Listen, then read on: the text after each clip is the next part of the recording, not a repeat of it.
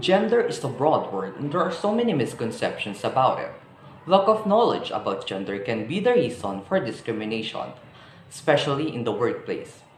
Good day everyone, my name is Daryl De La Cruz, I'm from 1BAM and today I will be talking about how someone's gender identity or gender expression can be the reason for discrimination. Over the next 6 to 7 minutes, I'll be conducting facts and information on how and why this occurs. By the end of the speech, I would like to inform the audience that this type of discrimination happens and it affects people's daily lives. Gender identity and gender expression are different. Gender expression refers to how a person expresses themselves, including clothing, haircut, voice, and name, or showing femininity or masculinity. In comparison, gender identity is how a person is defined. They can identify themselves as a woman, man, or non-binary. In the workplace, gender identity or expression can be the root of discrimination. Gender discrimination is treating an employee differently. It comes in different forms, but generally, an employee or a job applicant is treated differently or less favorably. For example, a woman has excellent skills and she is qualified for a job. However, she cannot get the job because some of the company's employees or clients are more comfortable with men. Or a woman who has worked hard for a company for several years and she still cannot get a promotion because she is a woman and a woman cannot lead. Or a transgender woman who cannot apply for a job because she is different. A feminine man getting teased or insulted, called derogatory names or slurs by coworkers because they assumed he's gay. And some employees get sexually harassed because of their gender. Moreover, some lose their jobs. These are just some of the reasons for gender discrimination. According to equalrights.org, for the workplace, gender discrimination to be considered illegal. It has to involve treatment that negatively affects the terms or condition of your employment.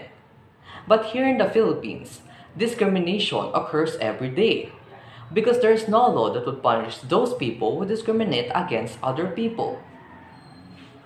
On February 7, 2017, the Committee on Women and Gender Equality submitted House Bill number 4982 entitled An Act of Prohibiting Discrimination on the Basis of Sexual Orientation or Gender Identity or Expression and providing penalties, therefore, for the third reading. The SOGI Equality Bill has been filed for several times over 2 decades, always without success. It became the longest running bill under the Senate interpellation period in 2019. But what is the SOGI bill anyway? And why is the SOGI bill still not a law in the Philippines? SOGI Equality Act is a bill that will protect our people from discrimination.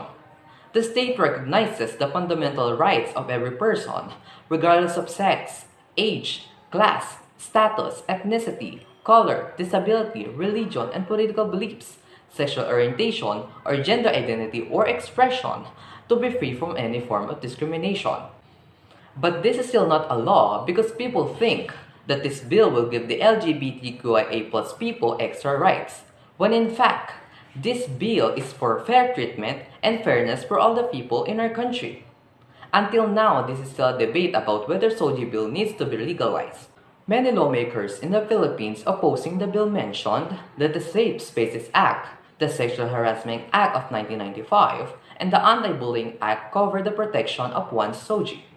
But is this enough when there are still so many people who are subjected to adverse employment, harassment, denial of certain benefits because of their sexual orientation, when the basic stereotypes about someone's gender still exist? These societal gender rules about people saying it's a man's job.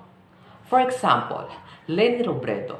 Leni will run for the presidency for election 2022. But some people don't want her to be the president, and they disregard all of her credentials and achievements because she is a woman. People always think that a woman is weak, that a woman cannot lead the country. When out of all the candidates that will run for the presidency, she is the one who has so many proved works, and that is misogyny. Or people using bakla ka lang as an insult or downgrade to our gay people. And why do people always use someone's soji to disregard a person's capabilities? When in fact, there are so many openly gay people who are successful in business. As the CEO of Apple, Tim Cook, is one of the wealthiest people in the world, and he's gay. The president and chief of the operating officers of the Golden State Warriors, and the highest ranking executive in men's professional team sports, Rick Watts, or Peter Thiel, the co-founder and former CEO of PayPal. These are just some examples out of many proud LGBTQIA+ successful business owners, and they prove that someone's soji will never be the reason for a failure. To summarize, discrimination occurs every day, especially in the workplace, as evidenced by facts. People need to respect someone's identity and realize that their abilities do not reflect how they express themselves. The government must recognize that this type of discrimination occurs, that many individuals suffer as a result of it, and that this may be addressed through the Soji Bill legislation. Greta Thunberg once said, and I quote, "We need the system change rather than individual change, but you cannot have one without the other. So we must raise awareness and put an end to this. If not now, then when? If tomorrow, why not now? Please sign the petition for the Soji Equality Act. Thank you."